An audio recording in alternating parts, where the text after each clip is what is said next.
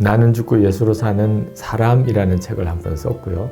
그리고 이제 나는 죽고 예수로 사는 복음이라는 책을 이번에 로마서 강해의 집을 제목을 그렇게 정했어요. 나는 죽고 예수로 사는 사람의 근거가 되는 책이라는 뜻에서 이름을 그냥 같은 이름을 쓰는 것으로 했어요.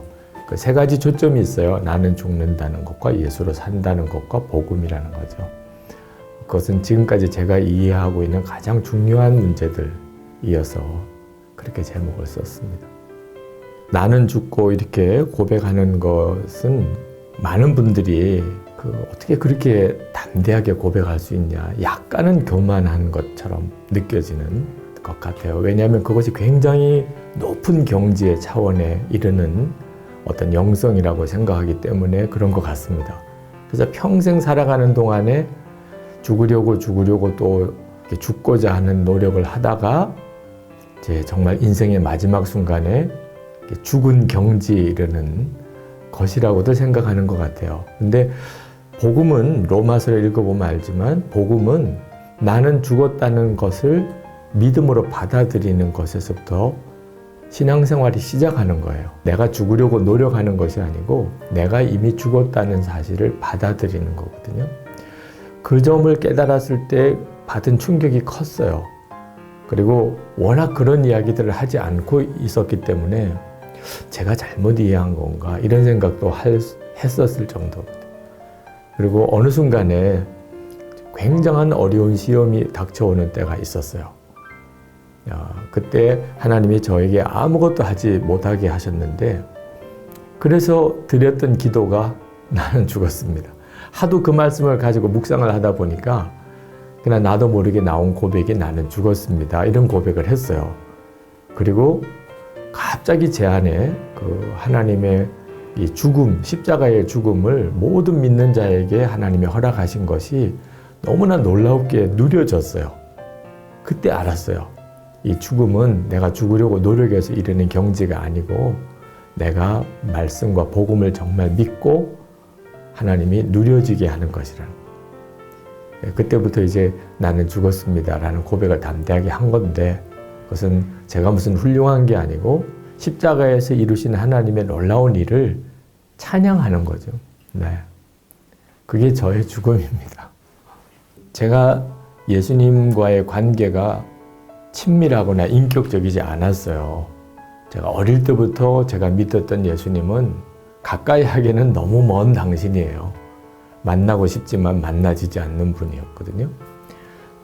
그러니까 다분히 제 신앙생활은 율법적인 것이었죠. 이렇게 해야 된다, 저렇게 해야 된다, 그렇게 해서 사는. 겉으로는 참 성실하고 모범적인 어린 시절을 자랐지만 내면적인 기쁨은 없었어요. 근데 24시간 주님을 바라보고 또 영성일기도 쓰고 하면서 주님과의 인격적인 교제의 눈이 열렸어요. 그리고 주님은 너무 사랑스럽고 좋으신 분, 이해가 안 될 정도 하나님이신 그분이 개인적으로 저 자신을 향한 사랑을 이렇게 쏟아부어 주시는, 그리고 저와 함께 동행해 주시는 그분으로 이렇게 만나지는 것은 정말 놀라운 일이었어요. 처음에는 저 자신만 누리는 복인 줄 알았어요. 야, 이건 정말 놀라운 일이잖아. 제가 한번 어느 기도 많이 하시는 권사님이 기도하시는데 하나님이 저에 대한 말씀을 주셨다는 거예요. 그래서 뭐냐고 그랬더니 내 사랑하는 종이라고 하셨다는 거예요. 굉장히 기분이 좋더라고요. 하나님이 저를 아시고 그리고 사랑하는 종이라고 하셨다니까 굉장히 기분이 좋았어요. 그런데 나중에 이제 저도 여러분들을 위해서 기도하다가 하나님이 사랑한다고 안 하는 사람이 없어요. 하나님이 내가 너 사랑한다고 안 하는 사람이 없어요. 물론 뭐 그렇다고 그래서 주님이 저를 향한 사랑에 대한 것이 반감되거나 뭐 적어진 건 아니지만 모든 사람을 향한 하나님의 마음인 거죠. 근데 그것을 깨닫고 실제로 누리는 사람이 된 것이 너무 감사하죠. 크게 이제 세 가지로 나뉘어요. 하나는 속죄함을 받은 것입니다. 네, 십자가의 은혜로. 그리고 또 하나는 하나님의 자녀가 되는 권세를 얻은 거예요. 그러나 또 하나가 있어요. 그것이 바로 주님과 친밀하게 함께 연합된 삶을 사는 것. 근데 안타까운 것은 한국 교회가 너무 이 속죄의 은혜에 대한 것에만 너무 많이 강조를 한다는 점.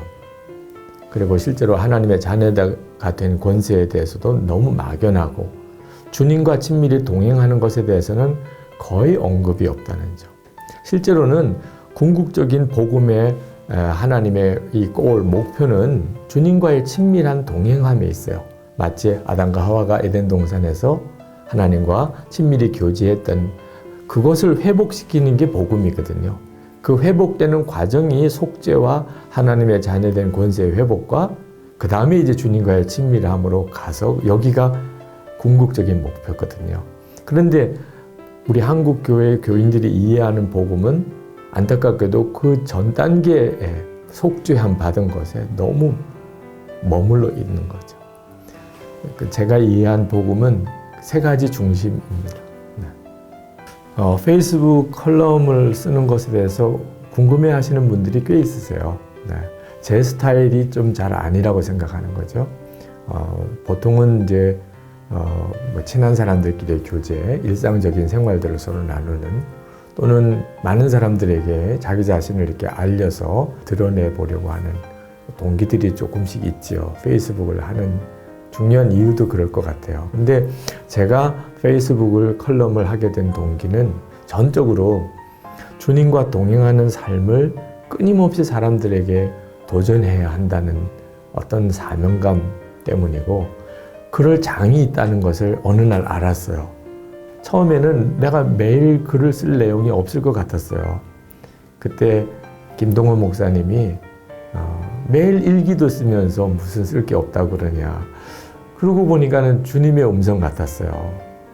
그래서 이제 쓰기를 시작한 건데 이제 몇 년째 쓰고 있어요. 이제는 뭐 어지간한 글 쓸 거리는 거의 없어진 것 같아요. 그런데 꼭 이 물이 없는 마른 어떤 우물을 파는 것 같은 느낌이에요. 매일 바가지를 가지고서 이렇게 긁으면 물이 담겨요. 그래서 글 소재가 하나도 없는 것 같은데 보통은 저녁쯤에 써요. 저녁쯤에 하나님이 오늘 하루 나에게 만약에 많은 사람들에게 이렇게 같이 나누라고 하신 일이 있나 그러면 얼핏 떠오르는 생각이 한둘이 있어요. 그러면 그걸 가지고서 처음에 한 문장, 두 문장으로 이렇게 써요. 그러면 이제 밤에 내내 왜 하나님이 그 내용을 가지고 쓰게 하셨는지 이렇게 좀 정리가 되고 그러면 이제 아침 새벽기도 끝나면 그것을 쭉 씁니다. 많은 분들이 저에게 충고하기를 좀 짧게 쓰라고 해요. 그래야 사람들이 읽는다고. 저도 충분히 그럴 것 같아요. 정말 시같이 썼으면 좋겠어요. 시같이. 그게 얼마나 좋아요. 마음에 깊은 울림이 있는 짧은 시. 그런데 제가 길게 쓸 수밖에 없는 것은 시간이 없어서 그래요. 짧은 시간에 쓰면 길어져요. 늘 그 점이 늘 아쉽긴 해요. 그렇지만 매일매일 공급하는 것이 그 자체가 가지는 의미가 있겠다. 그걸 다시 다듬고 며칠을 다시 다듬어서 그렇게 해서 글 하나를 올리는 것도 좋지만 매일매일 살아가는 수많은 사람들이 그저 지하철에서 버스에서 뭐 조금 길다 그래도 쭉 읽으면 그냥 금방 끝나요. 그래서 오늘도 주님 바라보고 살아야지. 주님 바라보고 살 수 있겠구나. 그럴 수 있다면 충분하다.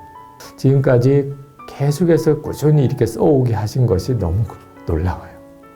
그리고 수많은 사람들에게 그렇게 해보라고 권해요.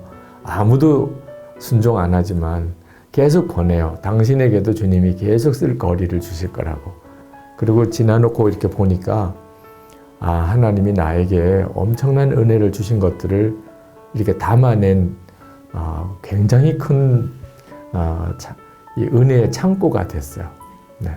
그 규장에서 나온 책이죠. 프랭크 루박의 그 권능의 통로라는 책 꼭 읽어보도록 권해주고 싶어요. 왜냐하면 프랭크 루박이 예수님만 바라본 그리고 영성일기를 쓴 그것 때문에 제가 도전을 받아서 제가 쓴 사람이거든요. 프랭크 루박 선교사가 사실은 필리핀 오지에 아주 평범한 이슬람권 마을에 거기서 선교하던 정말 무명의 선교사예요. 근데 권능의 통로를 읽어보면 미국 전체의 정치, 사회, 경제, 그리고 외교 이런 모든 문제를 다루고 있어요. 그리고 실제로 프랭크 루박 선교사가 그 선교사로서는 미국의 우표에 그 얼굴이 들어간 유일한 선교사고 세계 문명 퇴치 선교회 만들고 엄청난 그 사실 전 세계적으로 하나님이 수많은 어려운 사람들을 위하여 쓰셨거든요. 지극히 현실적이고 현실에 너무나 큰 영향력을 끼치는 사람. 제가 젊은이들에게 주님만 계속 바라보라고 이렇게 권해드리는 이유는 하나님이 그렇게 쓰고 싶으신 일이 많으세요. 우리의 삶의 현장 속에서. 그런데 하나, 주님을 바라보는 게 훈련이 안 된 거예요. 그러니까 주님을 바라보는 훈련이 안 되다 보니까 조금 자기가 높아지면 그만 넘어지고 조금만 어려우면 그만 좌절하고 이게 뭐 휘청휘청거리는 거예요. 그래서 사회 현장에 들어가서 정말 하나님 기뻐하는 삶을 사는 거 굉장히 중요하고 하나님은 그걸 중요하게 여기시고 그렇게 쓰세요. 그런데 요셉이 오랜 기간 동안 그가 항상 그냥 주님과만 있는 시간 그거 하나로서 그는 종살이의 위로를 받았고 감옥살이를 견뎌냈거든요. 근데 그게 다 사실은 총리로서의 기가 막힌 역할을 할 수 있는 준비였어요. 사람 만나고 일하고 그러면서 주님과 동행하는 거 얼마든지 가능해요. 또 그렇게 돼야 진짜고. 바쁘면 주님과 동행 안 되고 그러면 아직도 가짜예요. 그래서 청년들에게 사실 이미 어른들에게는 그런 이야기를 해봐야 삶의 기회가 다 지나간 다음이에요. 그런데 청년들은 이제 시작하는 이들이니까 그들에게 정말 그 이야기를 해주고 싶은 거죠. 오스왈드 챔버스의 주님은 나의 최고봉이 저에게 있어서는 지금도 참 귀한 책이에요. 지금도 놀라워요. 제가 깜짝 놀랐어요. 오스왈드 챔버스의 주님의 최고봉을 읽고 나와 같은 열망을 가진 것이 이게 이상한 일이 아니구나. 하나님은 이미 그런 열망을 가진 귀한 종을 먼저 이렇게 허락해 주셨구나. 그래서 너무 감사하고 앤드류 머레이의 책들은 다 좋아요. 그분도 똑같아요. 그분의 겸손이라는 책을 읽고 엄청나게 감동을 받았어요. 눈이 많이 열렸어요. 달라스 윌러드의 책들, 그분 통해서 배운 게 참 많아요. 네. 그래서 그런 책들을 소개해드리고 싶어요. 주변에서 뭐 그러기도 하고 또 뭐 요즘에는 화면이 너무 밝으니까 뭐 피부 관리도 하라고 뭐 그러고 그러는데 어떤 점에서는 필요하기도 한 것 같아요. 뭐 말씀 설교하기 전에 화장도 좀 하고 이렇게 하는 것이 보는 사람에게도 좋기도 하고 그런데 좀 뭐가 좀 모자라는 것이 더 낫겠다는 생각. 이 목사님은 약간은 좀 촌스럽고 좀 뭐 어떤 점에 대해서는 좀 실수도 좀 하고 뭐 화려하지도 않고 그런 점이 하나님이 저에게 저를 이렇게 균형 잡게 만들어주는 것 같아요. 사실 하나님이 주시는 은혜는 항상 공평하거든요. 근데 너무 좋은 것만 많은 경우에는요 두려워요. 그런 경우. 그래서 저는 흰머리도 이렇게 빨리 나서 좀 너무 늙어 보이기도 하고 뭐 이런 저 자신에 대해서 이렇게 부족한 점 나는 뭐 노래를 너무 잘하는 것도 아니고 나는 뭐 이렇게 제대로 하는 게 없을까 그런데 그게 기가 막힌 하나님의 놀라운 은혜라. 그래서 주의 말씀만 성도들이 잘 알아들을 수 있게 잘 전할 수만 있다면 제가 뭔가 부족한 것에 대해서 뭐 꾸미고 바꾸려고 안 하겠습니다. 하여튼 하나님이 뭔가 하나 좋은 거 주시면 안 좋은 게 있게 마련이에요. 그래야 공평하니까. 근데 이왕 택하는 거 외모가 안 멋있는 거 택하는 게 훨씬 낫지.